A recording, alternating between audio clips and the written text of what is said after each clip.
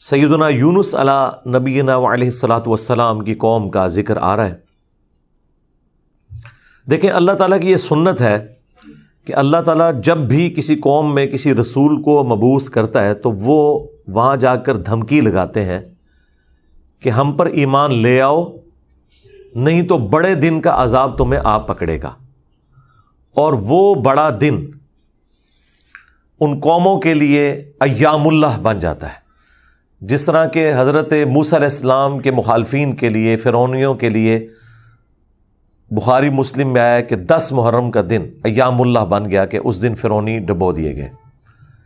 اسی طریقے سے قوم نوح جس دن ڈبوئی گئی وہ ان کے لیے ایام اللہ میں سے ایک یوم تھا، اللہ کے بڑے بڑے فیصلوں کے دنوں میں سے ایک دن۔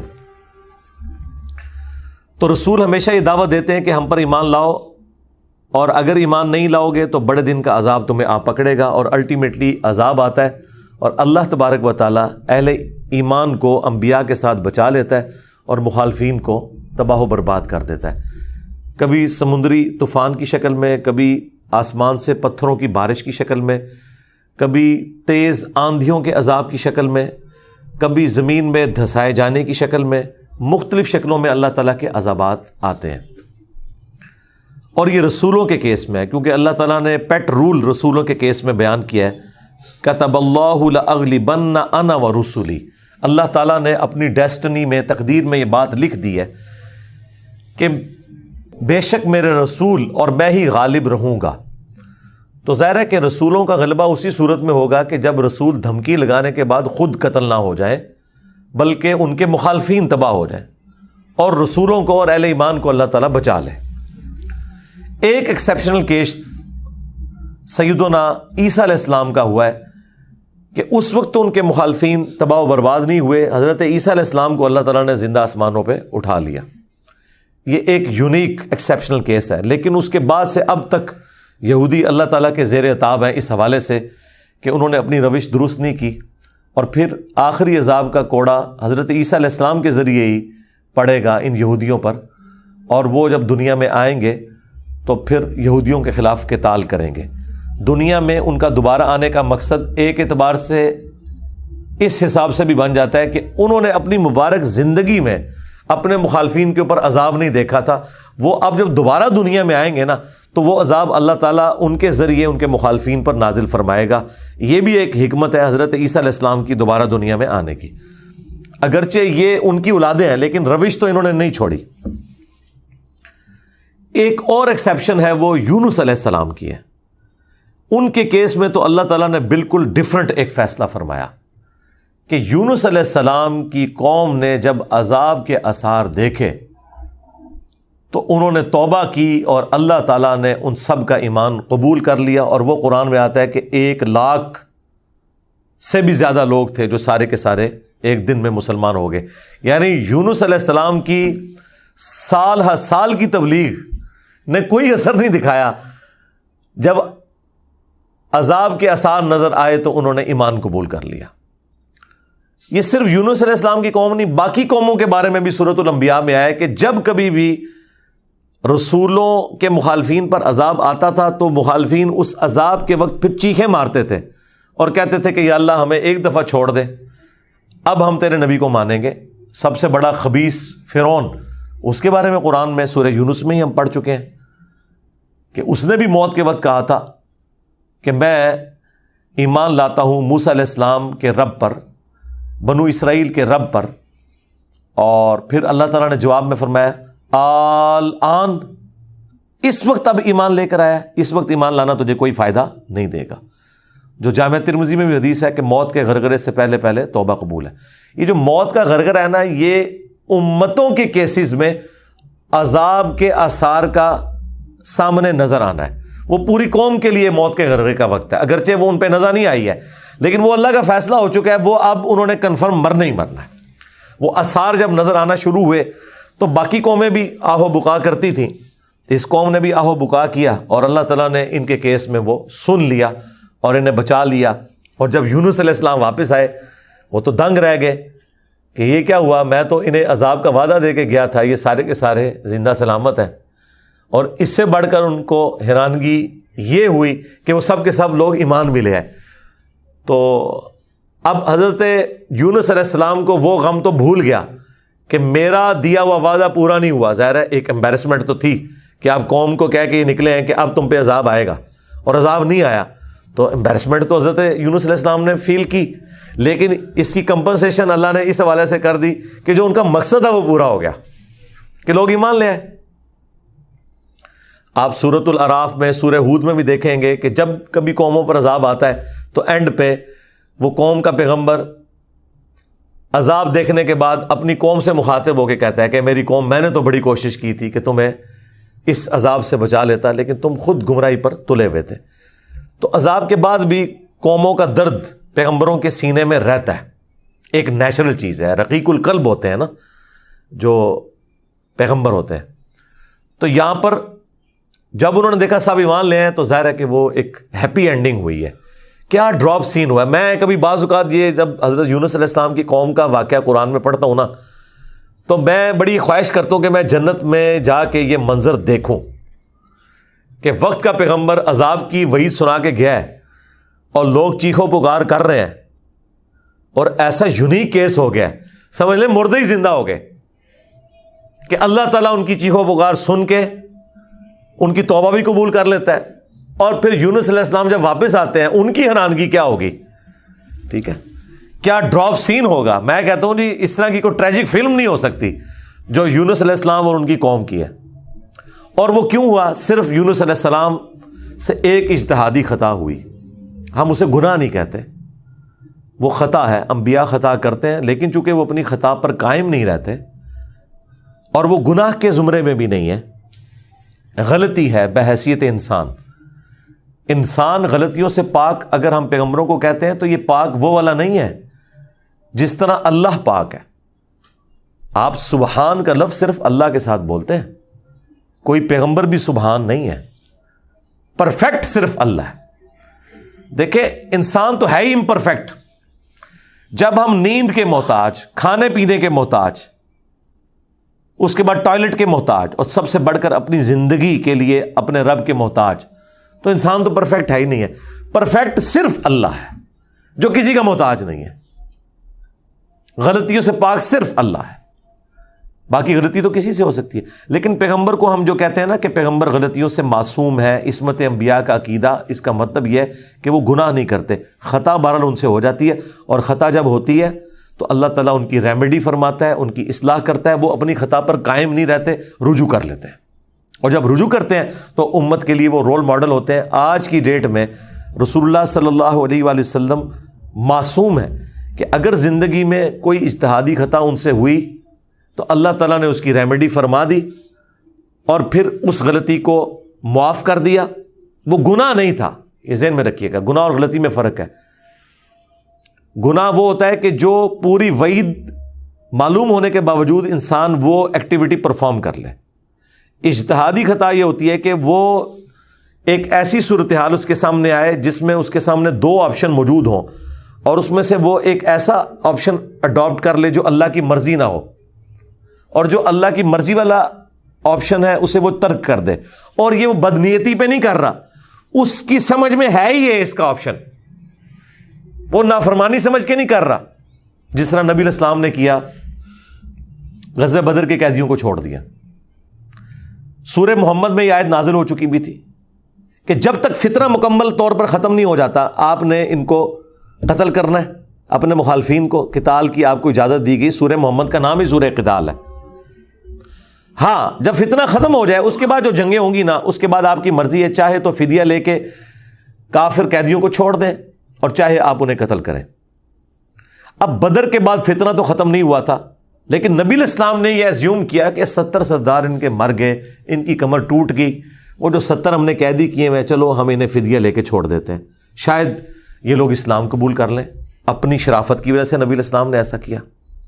تو اس پہ پھر اللہ تعالیٰ نے سورۃ الانفال میں آیت نمبر 67 68 میں فرمایا کہ اگر وہ پہلے آیت نازل نہ ہوئی ہوتی نا سورہ محمد کی, تو ہم تمہیں عذاب دیتے اس عمل کے اوپر جو تم نے غزوہ بدر کے قیدیوں کو چھوڑ دیا, کیونکہ فتنہ تو ابھی ختم نہیں ہوا, تمہارا کام تھا قتل کرتے.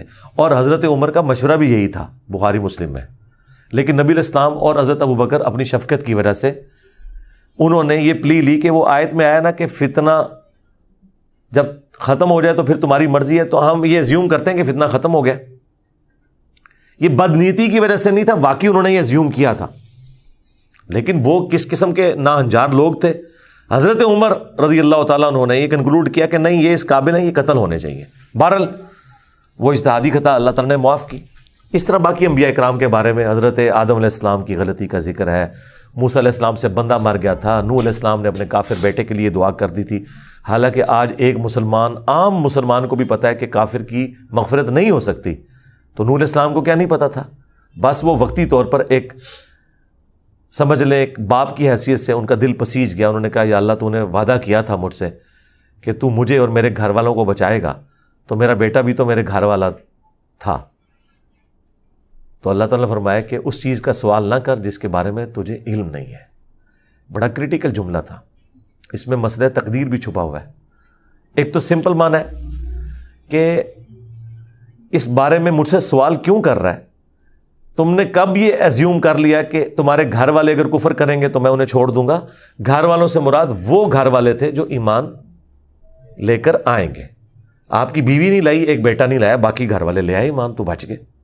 اور دوسرا یہ جو جملہ تھا نا کہ اس چیز کا سوال نہ کر جس کے بارے میں تجھے علم نہیں، سورہ ہود میں آیت نمبر 46 میں، اور اے نوح جاہلوں میں شمار نہ ہو. یہ بڑا سخت جملہ ہے. یہ مسئلہ تقدیر کی طرف اشارہ ہے کہ تجھے نہیں پتا کہ میری تقدیر میں لکھا ہے کہ یہ نبی کا بیٹا ہونے کے باوجود بھی اللہ کے علم میں یہ جہنمی ہے. وہ اللہ تعالیٰ نے اسے جہنمی نہیں بنایا بلکہ اپنے کرتوتوں کی وجہ سے. تو اللہ کی تقدیر کے اوپر تو کسی کا بھی علم نہیں ہے نا جب تک اللہ تعالیٰ مطلع نہ کر دے. یہ بہت کریٹیکل ایشو ہے، اس لیے میں نے الگ سے ایک ویڈیو اس پہ ریکارڈ کروائی ہے. عصمت انبیاء کا عقیدہ، اس کا ٹائٹل ہے انبیاء گناہ نہیں کرتے. یہ ہمیں جو عصمت انبیاء کا عقیدہ بتایا گیا ہے وہ یہ ہے کہ نعوذ باللہ انبیاء کے اندر گناہ کرنے کی حص ہی نہیں ہوتی. یعنی انبیاء کرام جو ہے ان کے ساتھ وہ کمزوریاں بشری اٹیچ نہیں ہیں جو باقی انسانوں کے ساتھ اٹیچ ہیں. اگر یہ بات ہوتی تو انبیاء کی فضیلت ہی نہ ہوتی. انبیاء کی فضیلت ہے ہی اس وجہ سے کہ وہ بشری کمزوریوں پر اوور کم کرتے ہوئے اللہ کے خوف کی وجہ سے گناہوں سے بچ جاتے ہیں. ادروائز پھر فرشتوں میں اور انسانوں میں کوئی فرق ہی نہ رہ جائے. تو یہ ہے اصل چیز جو انہیں فضیلت میں لے جاتی ہے عام انسانوں کی نسبت، کہ وہ اللہ کا اتنا خوف رکھتے ہیں کہ وہ گناہوں سے بچتے ہیں.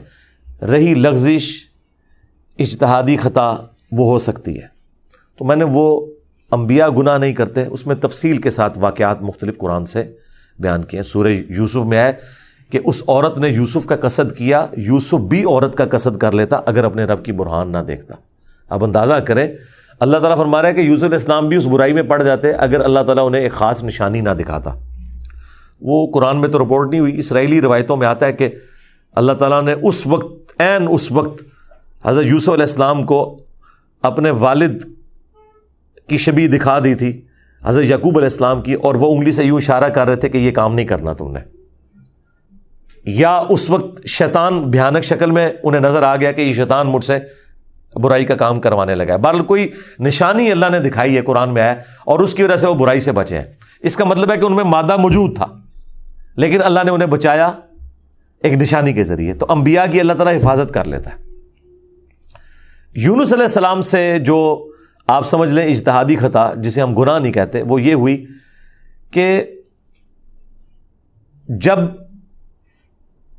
مقررہ وقت کے اوپر قوم یونس ایمان نہیں لے کر آئی تو یونس علیہ السلام نے انہیں کہا کہ اب 3 دن بعد عذاب آ جائے گا.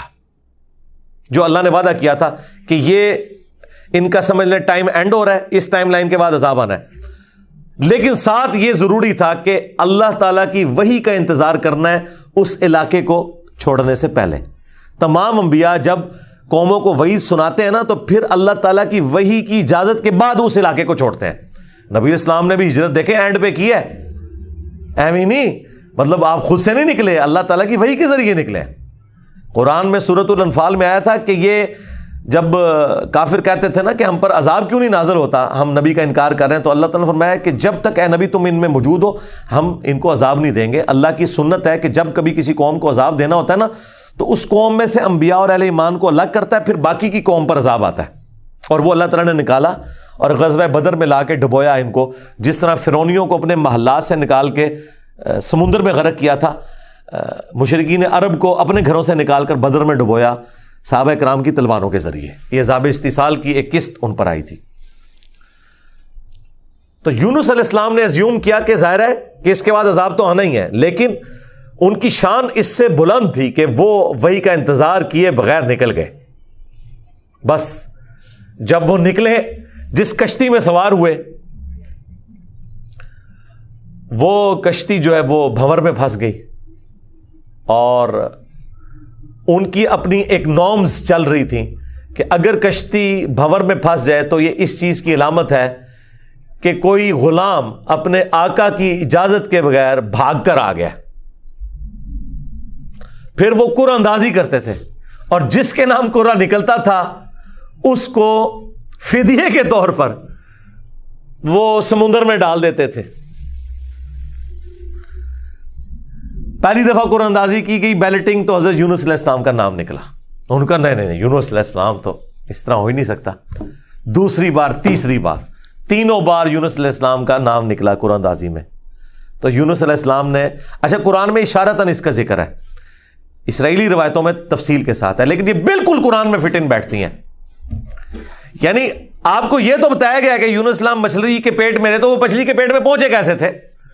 مچھلی کے پیٹ تک پہنچنے کے لیے تو آپ کو دوست چاہیے، نیچے ہے مچھلی، اتنی بڑی ویل مچھلی ہے، کوئی چھوٹی مچھلی کے پیٹ میں تو رہ نہیں سکتا بندہ۔ تو وہ حضرت یونس علیہ السلام کو انہوں نے سمندر میں پھینک دیا۔ یونس علیہ السلام نے خود ہی کہا، ان کو کلک کر گیا کہ یہ معاملہ میرے اینڈ پہ ہے۔ انہوں نے کہا بھائی مجھے پھینکو، تم، مجھے سمجھ آ گئی ہے، ذرا فوراً کلک کر گیا کہ معاملہ خراب میرے سے ہی ہو گیا۔ وہ ان کو سمندر میں پھینک دیا، تو اللہ کے حکم سے ایک مچھلی نے انہیں نگل لیا۔ یہ قرآن میں ہے۔ قرآن میں آگے تفصیل نہیں ہے کہ کتنے دن تک، لیکن تورات میں ملتا ہے کہ 3 دن اور 3 رات تک وہ مچھلی کے پیٹ میں رہے۔ یہ ویسے پبلک مشہور ہے 40 دن، نہیں 3 دن ہے بس۔ وہی 3 دن، وہ جو 3 دن عذاب آنے تھے نا، وہ 3 دن انہوں نے مچھلی کے پیٹ میں گزارے، اور وہ 3 دن ان کی قوم نے زندگی موت کی کشمکش میں گزارے ہیں کہ ابھی عذاب آیا کہ آیا۔ ٹھیک ہے، توبہ ہے نہیں ہوئی کہ آئی ایم سوری تے توبہ قبول ہو گئی ہے، نہ 3 دن انہوں نے پی کٹی ہے بھائی جی۔ یہاں تو لوگ 1 دن جیل نہیں کاٹ سکتے، 3 دن تک انہوں نے وہ تکلیف کاٹی ہے، پھر اللہ تعالیٰ نے ان کی توبہ قبول کی ہے۔ اور یہاں پہ حضرت یونس علیہ السلام 3 دن تک مچھلی کے پیٹ میں، اندھیرے میں، اور دیکھیں اللہ نے ان کو ایسے کلمات سکھا دیے، مختصر تھے، پرفیکٹ تھے، بہترین توبہ، لا الہ الا انت سبحانک۔ سورۃ الانبیاء میں یہ دعا آئی ہے، اے اللہ تیرے سوا کوئی معبود نہیں، اور تو پاک ہے نا، پاک تو غلطی نہیں کر سکتا۔ انی کنت من الظالمین، بے شک میں ہی ظالموں میں ہوں، میں انسان ہوں، انسان سے غلطی تو ہوگی۔ تو یہ دعا اتنی اللہ کو پسند آئی کہ سورہ الصافات میں آیا کہ یونس اگر مچھلی کے پیٹ میں ہمیں ان الفاظ کے ساتھ یاد نہ کرتے تو پھر مچھلی کے پیٹ سے اسی دن نکالے جاتے جس دن مردے اپنی قبروں سے نکالے جائیں گے۔ قیامت کے دن تک مچھلی کے پیٹ میں رہتے، یعنی مچھلی کا پیٹ ان کی قبر بن جاتی۔ اتنا غصہ ایک جملے نے ٹھنڈا کر دیا، اور ساتھ اللہ نے فرمایا کذالک ننجی المؤمنین، ہم اہل ایمان کو اسی طریقے سے نجات دیں گے۔ یعنی جو بھی یونس والے طریقے سے ہماری طرف متوجہ ہوا اسے بھی ہم نجات دیں گے۔ یہ دعا ہمیں اتنی پسند ہے کہ جو ان الفاظ کے ساتھ ہم سے معافی مانگے گا ہم اسے بھی نجات دیں گے۔ جامعہ ترمذی میں حدیث ہے، جو یونس علیہ السلام کی دعا کے ذریعے اللہ کی طرف متوجہ ہوا اللہ تعالیٰ کبھی اسے محروم نہیں لوٹائے گا۔ لا الہ الا انت سبحانک انی کنت من الظالمین۔ اور جمع کے سیغے سے پڑھیں گے تو لا الہ الا انت سبحانک انا کننا من الظالمین۔ وہاں تھا انی کنت من الظالمین، یہ ہے انا کننا من الظالمین۔ دونوں طریقے سے آپ دعا مانگ سکتے ہیں، بہترین دعا ہے یہ، اسم اعظم ہے دعاؤں کی قبولیت کے لیے۔ قرآن میں بھی آیا کذالک ننجی المؤمنین، اور جامعہ ترمذی میں بھی آیا کہ جو اس دعا کے ذریعے اللہ کی طرف متوجہ ہوگا اللہ تعالیٰ اسے محروم نہیں لوٹائے گا۔ لہذا جو جامعہ ترمذی میں حدیث ہے نا کہ اللہ کی حمد اور دروشی پڑھ کے دعا کرو تو قبول ہوتی ہے، تو وہ اللہ کی حمد میں نا آپ اس کو شامل کریں، لا الہ الا انت سبحانک انی کنت من الظالمین۔ یہ اللہ کی بیسٹ حمد بھی ہے اور بیسٹ استغفار بھی ہے، اور ایسا استغفار ہے کہ اللہ کی رحمت کو ٹریگر کرنے والا ہے۔ دیکھیں آپ نے اللہ تعالیٰ کی کس چیز کو ہائی لائٹ کی ہے کہ یا اللہ تو پاک ہے، تو غلطی کر نہیں سکتا، اس کی عظمت مان لی، اور پھر ساتھ ہی کہا کہ مجھے تو نے بنایا ہی ایسا ہے کہ میں غلطی کروں گا، تو دیکھ میں کمزور ہوں، میں مان رہا ہوں میں غلطی کروں گا، تو کر بیٹھا ہوں تو معاف کر دینا۔ اس سے بیسٹ انداز نہیں ہو سکتا اپنی غلطیوں پر معافی مانگنے کا۔ تو یہ حرز جاں بنائیں، لا الہ الا انت سبحانک انی کنت من الظالمین۔ یقین کریں یہ دعا آپ کے سامنے یونس علیہ السلام ہو، مچھلی کا پیٹ، گپ اندھیرا، 3 دن 3 رات، دنیا میں کوئی آ کے آپ کو ریسکیو نہیں کر سکتا، اور موت سامنے نظر آ رہی ہے۔ حضرت یونس علیہ السلام اسی طریقے سے بچے ہیں جیسے مردہ کو زندہ ہو جائے، اور یہاں لوگ کہتے ہیں بڑا گرم ذکر ہے جی، خوشبو لا کے کرنا چاہیے اور صاف ستھری جگہ۔ بھائی جس نے یہ کیا تھا اس سے زیادہ تعفن والی جگہ کوئی نہیں تھی، مچھلی کا پیٹ۔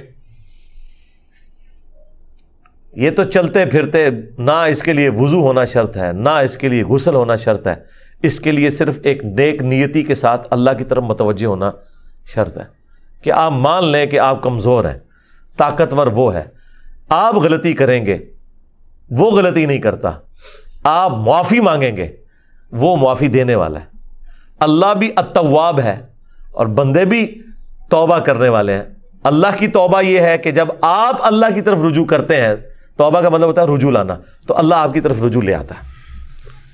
جو بخاری مسلم میں حدیث ہے کہ جو شخص توبہ کر کے اللہ کی طرف رجوع لاتا ہے تو اللہ کو اس شخص سے زیادہ خوشی ہوتی ہے کہ جو اکیلا ریگستان میں ہو، اچانک اس کی سواری غائب ہو جائے اور وہ اپنی موت کا انتظار کرنا شروع کر دے، اور پھر تھوڑی دیر بعد وہ سواری واپس آ جائے جس پہ اس کا سامان لدا ہوا ہے، اسے نئی زندگی ملے، اور وہ اتنا خوش ہو کہ اس کی زبان سے نکل جائے، اے اللہ تو میرا بندہ میں تیرا رب، من شدت الفرح، خوشی کی شدت کی وجہ سے، حالانکہ اس نے یہ کہنا تھا کہ اے اللہ میں تیرا بندہ تو میرا رب۔ اس سے زیادہ اللہ تعالیٰ کو خوشی ہوتی ہے جو بندہ رجوع لے آتا ہے۔ تو یونس علیہ السلام کی دعاؤں کو آپ اپنے استغفار میں، اپنی صبح و شام کے اذکار میں، ہر جگہ اپنے تشہد کے اندر اس دعا کو پڑھا کریں۔ یہ بڑے بڑے مشکلوں کو آسان کر دیتی ہے۔ یار آپ دیکھیں ایک بندے کو اپنی موت سامنے نظر آ رہی ہے اور اس موت میں سے اسے زندگی مل جائے، بس جب آپ نا امیدی کے اینڈ پر پہنچے ہوں اور آپ کو کوئی امید نظر نہ آئے تو آپ یہ پڑھیں، لا الہ الا انت سبحانک انی کنت من الظالمین۔ انشاءاللہ تعالی اللہ تعالیٰ اس مشکل میں بھی کوئی نہ کوئی ایسی راہ نکال دے گا جو آپ نے گمان بھی نہیں کبھی کی ہوگی۔ بہرحال وہ 3 دن اور 3 رات کے بعد یونس علیہ السلام کو مچھلی نے ساحل پر ڈال دیا۔ اب ان کا جسم کافی ڈیمیج ہو چکا ہوا تھا۔ قرآن میں آیا کہ ان کے لیے اللہ تعالیٰ نے کدو کی بیل اگا دی جو ان کے اوپر سایہ کی ہوئی تھی، کیونکہ بالکل لاغر ہوئے تھے وہ، اور پھر دھوپ سے بچاؤ کے لیے وہ بیل بھی ان کو چاہیے تھی۔ پھر سسٹین ہوئے، جب واپس اپنی قوم میں آئے تو دیکھا کہ جناب سارے رفع دین نمازاں پڑھ رہے ہیں۔ انہوں نے کہا پوری زندگی بخاری مسلم دی حدیثاں دکھائیاں، انہیں رفع دین نہیں شروع کیتا، اچانک کیا ہو گیا ہے؟ یعنی وہ سارے کے سارے مان لے۔ یہ میں آج کے دور میں ٹرانسلیٹ کر رہا ہوں، پھر کہنے کے کتنے لکھے ہیں سرکار؟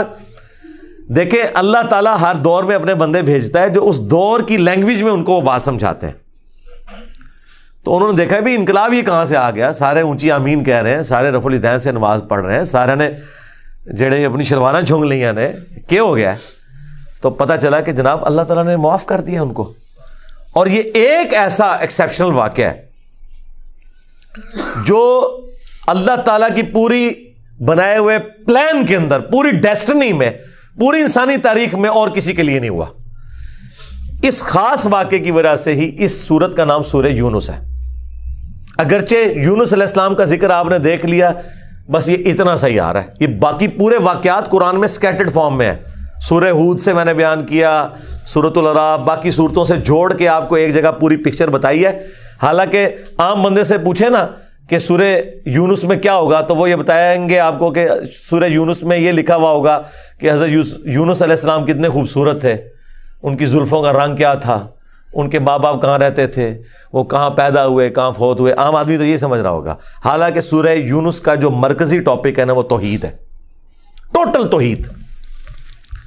اور اس میں حضرت یونس علیہ السلام بھی فٹ ان بیٹھ رہے ہیں. کیوں؟